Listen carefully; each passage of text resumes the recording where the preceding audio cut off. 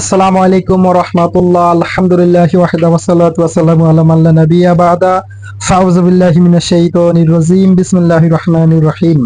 সমস্ত প্রশংসা একমাত্র আল্লাহ তাআলার জন্য নিবেদন করছি। আলহামদুলিল্লাহ। শান্তি বর্ষিত হোক সেই মহামানবীর উপরে যার সুপারিশ ছাড়া পরকালে সেই কাঙ্ক্ষিত স্থান জান্নাতে যাওয়া সম্ভব হবে না এবং জাহান্নাম থেকে নাজাত পাওয়া সম্ভব হবে না। সেই নবীর উপরে সংক্ষিপ্ত পরিষ্কার দরুদ পড়ে নিচ্ছি সাল্লাল্লাহু আলাইহি সাল্লাম। তো বন্ধুরা, গত দ্বিতীয় দাজ্জাল সম্পর্কে দ্বিতীয় পর্বে আলোচনা করেছিলাম যে আল্লাহর রাসূল সাল্লাল্লাহু আলাইহি ওয়াসাল্লাম স্বয়ং এই দাজ্জালের ফিতনার থেকে আশ্রয় চেয়েছেন। তো বন্ধুরা, রাসূল সাল্লাল্লাহু আলাইহি ওয়াসাল্লাম এটাও বলেছেন যে তোমরা চারটি জিনিস থেকে আল্লাহ তাআলার কাছে পানা চাও নামাজের ভিতরে সালাম ফিরানোর পূর্বে। তার নম্বর এক নম্বরে হচ্ছে জাহান্নামের আযাব থেকে, দ্বিতীয়তে বলছিলাম যে কবরের আযাব থেকে, তৃতীয়তে বলছিলাম জীবন ও মৃত্যুর ফিতনার থেকে, চতুর্থ নম্বরে দাজ্জালের ফিতনার থেকে। তো বন্ধুরা, আমরা তৃতীয় পর্বে আছি এখন ইনশাআল্লাহ। তৃতীয় পর্বে আপনাদেরকে স্বাগতম। আজকে এই তৃতীয় পর্বে দাজ্জাল সম্পর্কে যে তথ্য দিব সেই তথ্য হচ্ছে দাজ্জাল রাসূল সাল্লাল্লাহু আলাইহি ওয়াসাল্লামের যুগ থেকেই পৃথিবীতে ছিল, তবে সে বন্দী অবস্থায় রয়েছে। দেখা যাক এই হাদিসে রাসূল সাল্লাল্লাহু আলাইহি ওয়াসাল্লাম কি বলেছেন এই সম্পর্কে।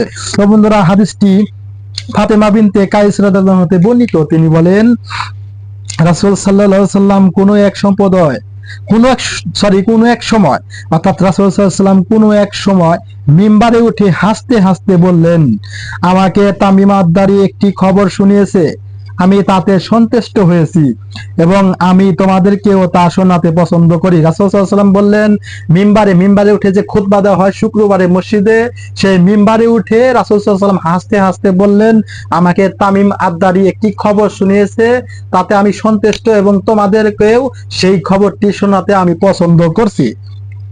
কোন একদিন ফিলিস্তিনের কয়েকজন লোক নৌযানে চড়ে সমুদ্র বিহারে যাতায়াত করেছিল, অর্থাৎ নৌকায় উঠে তারা যাতায়াত করতেছিল। হঠাৎ সমুদ্রের উতাল তরঙ্গে তারা বিভ্রান্ত হয়ে পড়ে, অর্থাৎ জোরে হাওয়া বয়ে তাদের সেই নৌকা কোথায় থেকে কোথায় নিয়ে যায়, তারা বিভ্রান্ত হয়ে পড়ে। এক অচেনা দ্বীপে এসে পড়ে, অর্থাৎ এক অচেনা দ্বীপে এসে তারা পড়ে যায়, বিভ্রান্ত হয়ে তারা পৌঁছে যায়। এক অচেনা দ্বীপে এসে তারা সেই নৌকা নিয়ে পৌঁছে যায়। তারা সেই জায়গাতে এক বিচিত্র ধরনের প্রাণীর সন্ধান পায়, অর্থাৎ আশ্চর্য এক প্রাণীর সন্ধান পায়। তাদের সামনে সেই প্রাণীটা দাঁড়িয়ে যায়, আশ্চর্য এক প্রাণী, যার চুলগুলো ছিল চারদিকে ছড়ানো, অর্থাৎ যার চুলগুলো একেবারেই অগোছালো, একেবারে ভয়ঙ্কর অবস্থা, চতুর্দিকে ছড়ানো।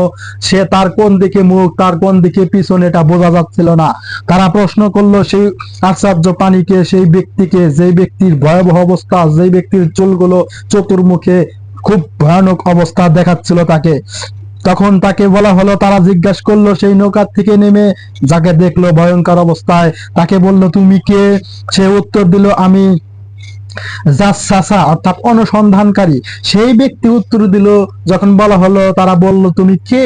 এত ভয়ঙ্কর অবস্থা তোমার, তুমি কে? সে বলল, জাসাসা, অর্থাৎ আমি অনুসন্ধানকারী।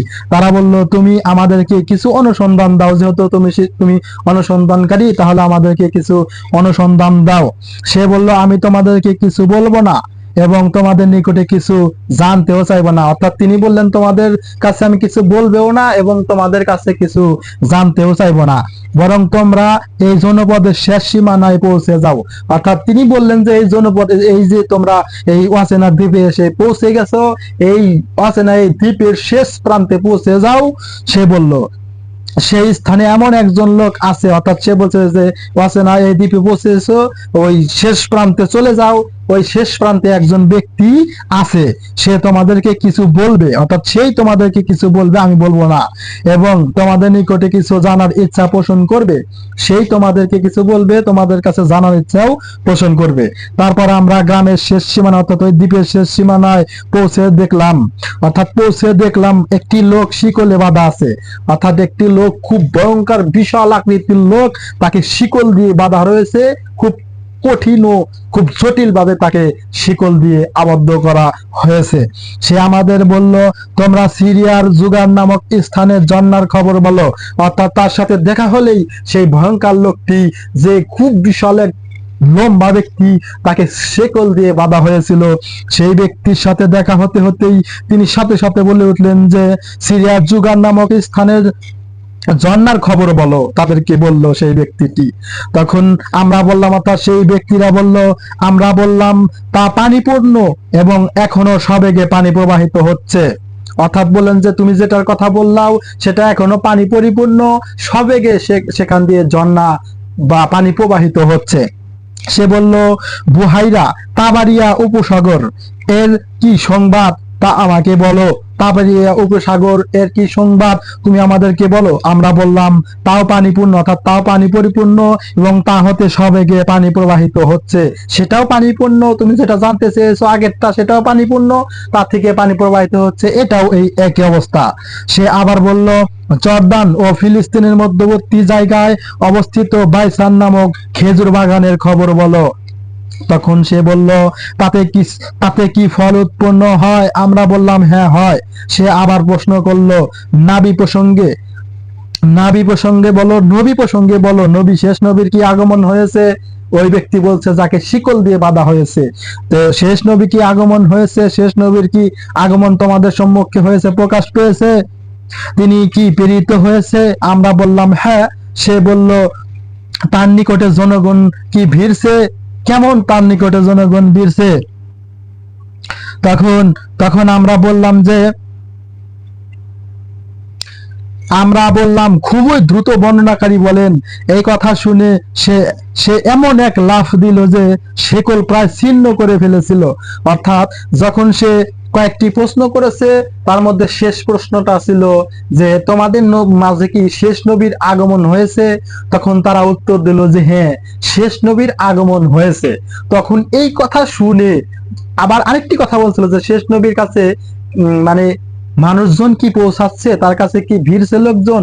তখন তারা বললো হ্যাঁ, খুব দ্রুত ভিড়ছে, খুব দ্রুত তার জনসংখ্যা বৃদ্ধি পাচ্ছে, সে এভাবে অগ্রসর হচ্ছে। তখন এই কথা শুনে সে এমন জোরে একটা লাফ দিল যে মনে হচ্ছিল যে শিকল গুলো একেবারে ছিঁড়ে যাবে, ভেঙে যাবে, এরকম উপক্রম হচ্ছিল। আমরা তাকে প্রশ্ন করলাম, তুমি কে। সে বলল, আমি হচ্ছি দাজ্জাল। অর্থাৎ এতক্ষণ অচেনা এক দ্বীপে যে প্রাণীর সন্ধান পেয়েছিল, ওই প্রাণী যে সন্ধান দিয়েছিল যে এই অচেনা দ্বীপের শেষ প্রান্তে যাও, আর শিকলাবদ্ধ যাকে ভয়ঙ্কর অবস্থায় দেখাচ্ছিল, সেই ব্যক্তি হচ্ছে দাজ্জাল। তিনি তার পরিচয় এবার দিয়ে দিলেন। সে তাইবা ব্যতীত সমস্ত শহরে প্রবেশ করবে। তাইবা হলো মদিনা। রাসূল সাল্লাল্লাহু আলাইহি ওয়াসাল্লাম বললেন যে মক্কা এবং মদিনা ব্যতীত সমস্ত পৃথিবীর সমস্ত শহরে এই দাজ্জাল প্রবেশ করবে, কেবলমাত্র মক্কা এবং মদিনাতে সে প্রবেশ করতে পারবে না। তো এখানে দাজ্জাল একটি কথা বলেছিলেন যে প্রত্যেকটা মানুষের সেই নবীকে মেনে নেওয়া উচিত। দাজ্জালও বলছেন যে এই নবীকে প্রত্যেকটা মানুষই মেনে নিবে, তাহলেই উচিত, এটা উচিত। এটা দাজ্জালও বলছেন যে প্রত্যেকটা মানুষের উচিত এই শেষ নবীকে মেনে নেওয়া। যদিও দাজ্জাল নিজেকে রব দাবি করবে, তবে সে সত্য এটাও জানে যে নবী, শেষ নবী সত্য, তার নির্দেশনা মানলে জান্নাত, অন্যথায় জাহান্নাম, সেটা তিনিও জানেন। আর তিনি জেনেই বলছেন যে শেষ নবীকে মেনে নেওয়া উচিত। তো বন্ধুরা, আজকে এই পর্যন্তই লম্বা একটি হাদিস বর্ণনা করলাম। ইনশাআল্লাহ আপনাদেরকে এই তৃতীয় পর্ব, ইনশাআল্লাহ চতুর্থ পর্বে আলোচনা করব। ইনশাআল্লাহ দাজ্জাল কোথায় থেকে বের হবে, কোথায় থেকে এই দাজ্জালের আবির্ভাব হবে, ইনশাআল্লাহ চতুর্থ পর্বে আমরা আলোচনা করব। আমা তৌফিক ইল্লা বিল্লাহ। আসসালামু আলাইকুম ওয়া রাহমাতুল্লাহ।